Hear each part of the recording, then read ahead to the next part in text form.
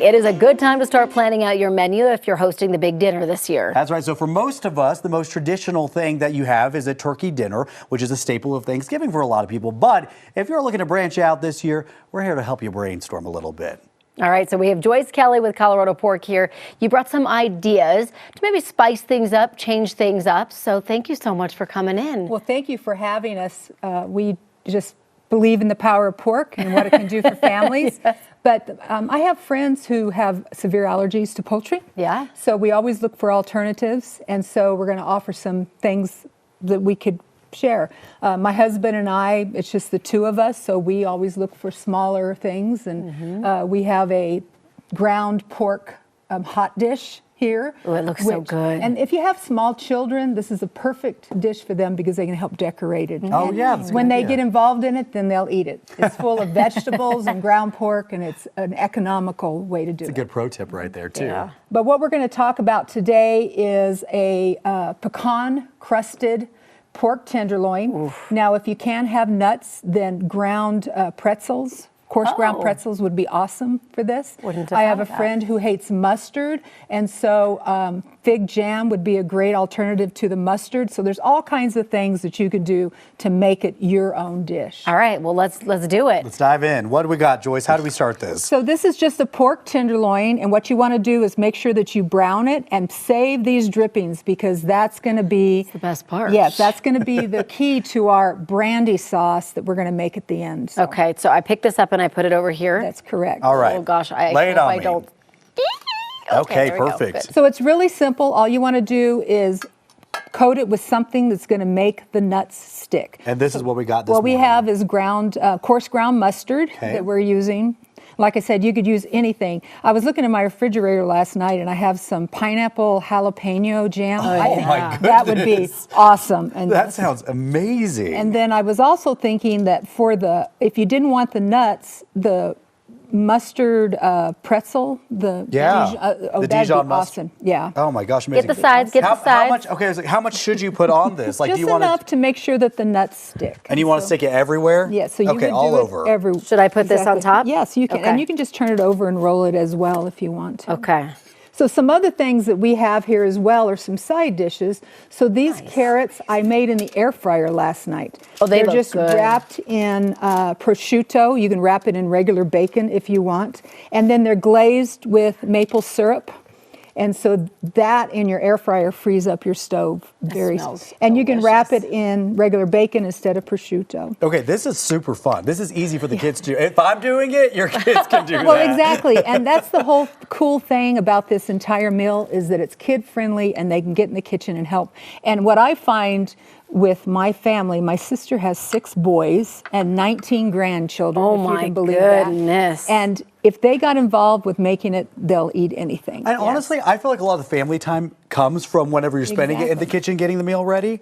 So when it's completely covered, you're going to stick it in a 400-degree oven. I would put it on a rack because then that makes it brown all over. So good. Bake it about 19 minutes and it'll be perfect. The key to this is going to be your thermometer because you do not want to overcook pork tenderloin. Yes. You want a little bit of pink. So it's 145 with a 3-minute rest, and it's awesome. I love what you did here because we did this one year instead of green bean casserole with the Brussels sprouts and the bacon in it. Oh, and it's so good. Let me tell you. So this has, what are these things Pomegranate? called? Yeah, pomegranate and some feta cheese. And then this brandy mustard, our cream sauce is just from the drippings with some brandy reduced and cream. We're going to rearrange our plans. We got Joyce and Corey now coming to Thanksgiving. Joyce, thank you so much. This has been Thank you for having a delicious So all of these recipes will be on our website by tomorrow morning, and that's copork.org. Great. copork.org. Easy peasy. Log on immediately tomorrow morning. Thank you very much. We appreciate it, Joyce. Thanks for having us.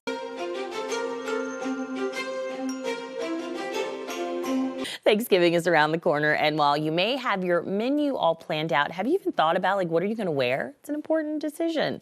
In today's Bougie on a Budget, we're talking with longtime Denver stylist Dana Lynch of Elements of Image to talk about how we can look chic this Thanksgiving while being comfortable. And then, of course, our goal is always to never, we don't want to break the bank. We want to be budget friendly.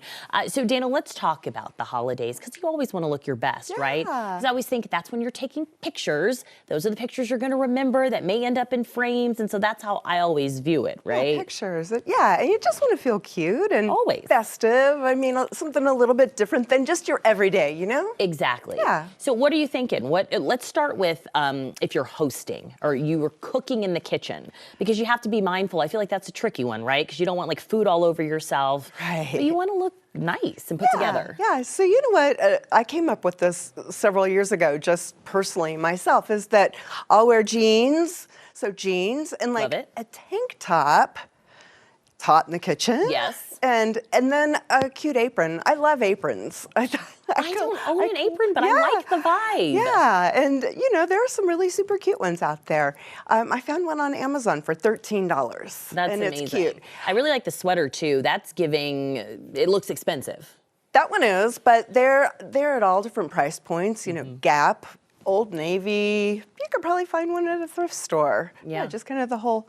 Yeah, Target had a similar pattern to that. I love that as well. Yeah, there you go. Right? Yeah, and then right before you sit down to eat, then you just pop your sweater on and you're good to go. You look like you've been lounging all day.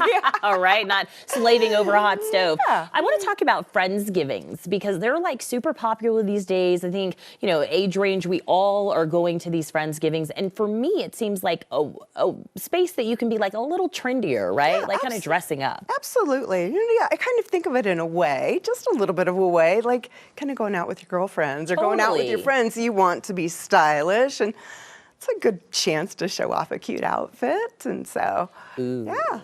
So. I like this a lot.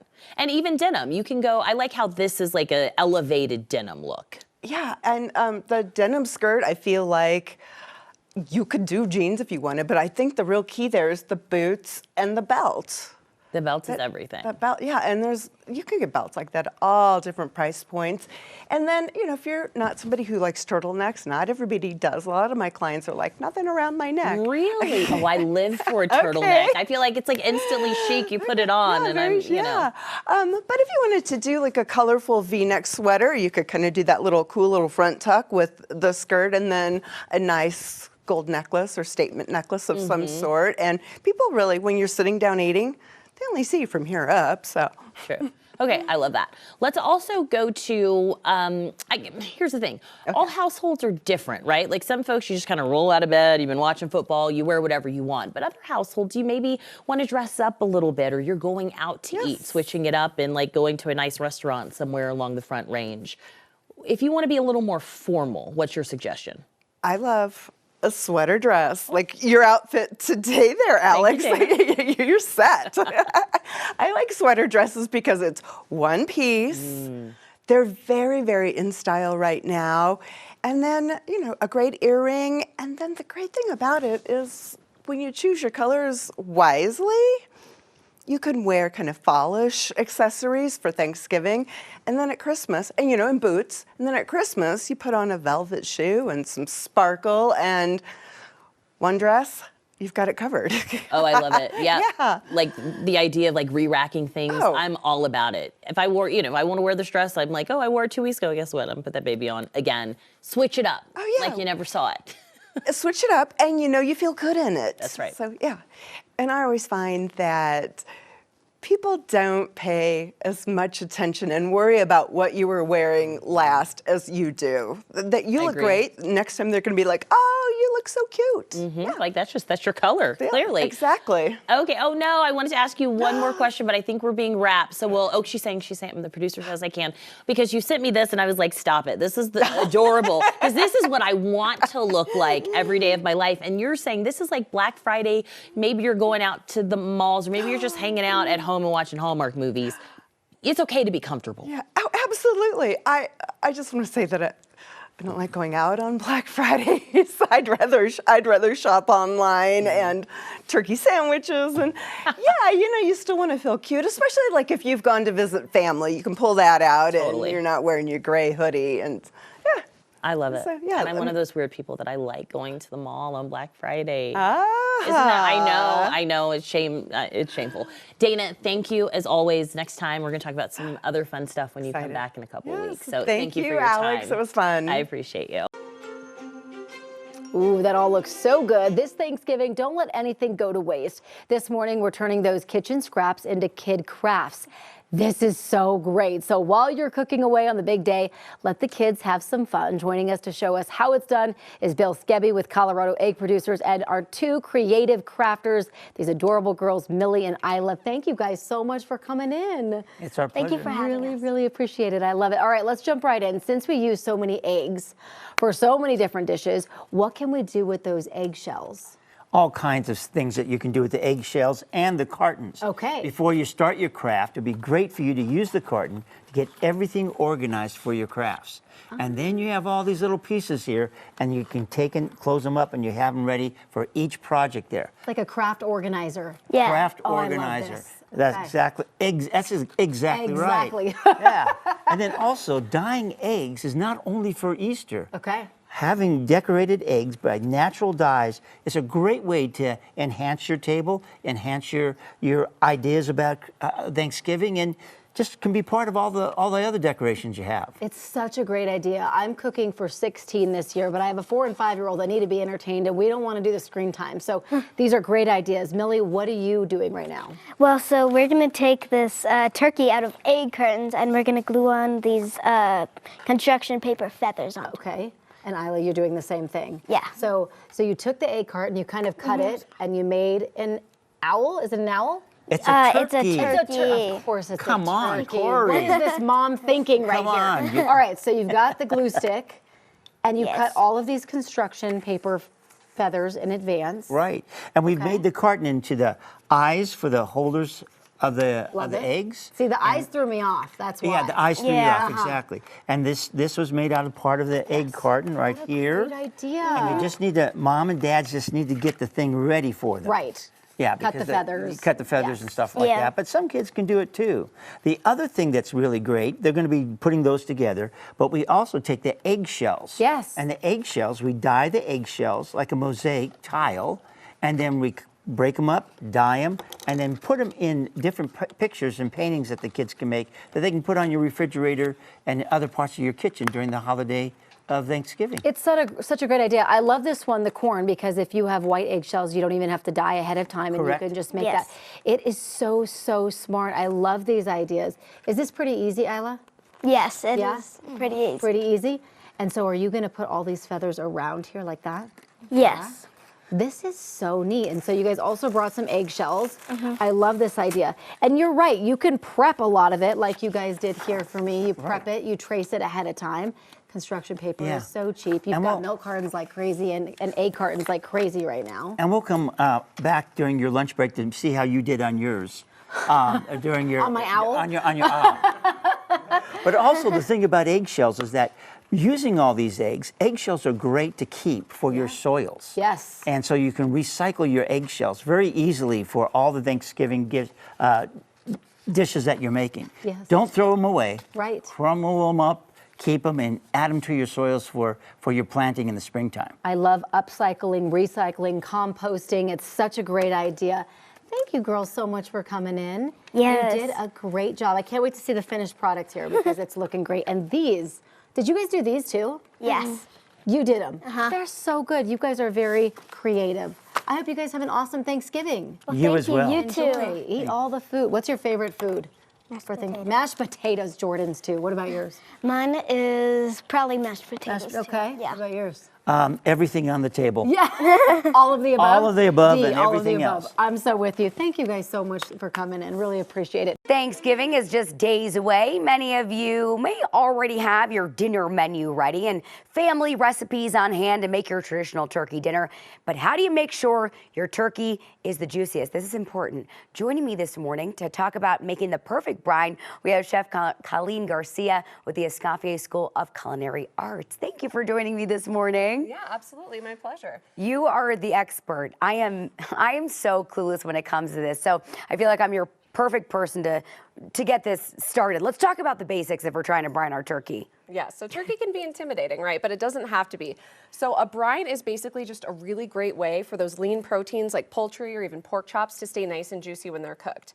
So what we want to start with here, we'll talk about a wet brine. Okay. And it could not be simpler. At its base, a wet brine is simply salt and water. That's all you need. And if you had nothing else, you would make a successful, beautiful, juicy bird. Okay. So for every gallon of water, you want about 1 cup of salt. Okay. And then I like to add, as you can see the color here, a little brown sugar. That's going to help brown the skin. Cool. And then some aromatics. I have some bay leaf, some sage, some thyme. A little bit of lemon is okay, but you do want to avoid really acidic ingredients in general, or using something like, an apple cider as a base. Okay. Because, that's going to kind of partially cook the turkey like a ceviche, and it'll end up drier when you roast it. Interesting. So you want to avoid those ingredients. And this might be a silly question, but we want to help people today, like people like me. Does the turkey need to be defrosted before we brine it? It should be defrosted because Yeah. it's really not going to start to absorb the brine the way you want it to until it's fully defrosted. So defrost your bird, and then you're going to want to brine it for anywhere from 12 to 24 hours, depending Okay. on the size. So if you want to, we can go So ahead for this size, what you said, we've got a 10-pounder. How long? So should 10-pound we- bird, I'd say at least 12 hours. You Okay. could go up to 24, just remembering it's going to get saltier. But if you've got a 25, 35-pound bird in some cases, you definitely want to give it that full 24 Okay. hours. And so as you can see, kind of the downside here is this is going to take up a lot of space, right? Right. Go ahead if you want Okay. to put it in the brine. You want to just get it fully submerged. Okay. So if you've got a smaller bird like this, another thing that I love to talk about are these brining bags. So this Okay. is just like a 2.5-gallon zipper lock bag. Yeah. That's great for a smaller one. Or That would fit in there? Yes, oh my gosh, believe it or wow. not.